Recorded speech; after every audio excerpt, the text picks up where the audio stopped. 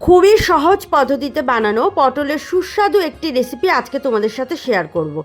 গরম ভাতের সাথে পাশাপাশি রুটির সাথে খুব ভালো লাগবে খেতে। এখানে আমি মাঝারি সাইজের পটল নিয়েছি, আর পটলের দুদিকের অংশ কেটে বাদ দিয়ে খোসাটা একটু রেখে রেখে ছাড়িয়ে নিয়েছি।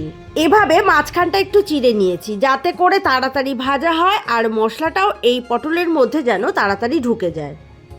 এই রান্নাটা সর্ষের তেলে করব, তাই সর্ষের তেল গরম করে নুন আর হলুদ দিয়ে দিলাম।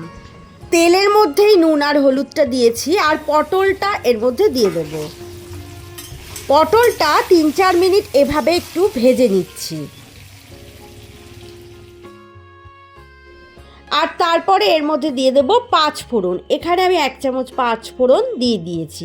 আর 5 ফোড়নটা দেওয়ার পর পটলের সাথে একটু ভালো করে নেড়ে নিয়ে এর মধ্যে দিয়ে দিচ্ছি একটা পেঁয়াজ কুচি। পেঁয়াজের সাথে পটলটা আরও কিছুক্ষণ ভেজে নিচ্ছি, আর পেঁয়াজটা নরম হওয়া পর্যন্ত ভাজতে হবে। 2-3 মিনিটে পেঁয়াজটা নরম হয়ে আসবে, তখন এখানে দিয়ে দিচ্ছি 2টো টমেটো। আর টমেটোটা এভাবে কেটে এর মধ্যে দিয়েছি। আমার চ্যানেল এখনও যদি সাবস্ক্রাইব করা না থাকে তাহলে আমার চ্যানেলটি সাবস্ক্রাইব করার অনুরোধ রইল। এবার এখানে দিয়ে দিচ্ছি নারকেল কোড়া 1 মুঠো পরিমাণ দিয়েছি।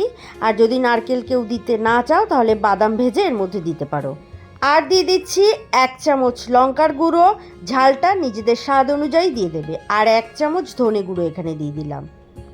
রুটির সাথে কিংবা ডাল ভাতের সাথে এই রেসিপিটা খুবই ভালো লাগবে। তোমাদের সাথে এরকম আরও অনেক সহজ রেসিপি শেয়ার করব। পটল তো অনেকভাবে খেয়েছো, একবার এই পদ্ধতিতে পটল রান্না করে খেয়ে দেখো, খুবই ভালো লাগে খেতে।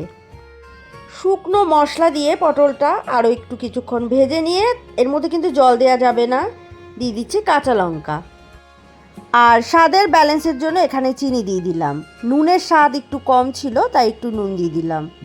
আর ঢাকা দিয়ে দেব যাতে সব কিছু সিদ্ধ হয়ে যায়।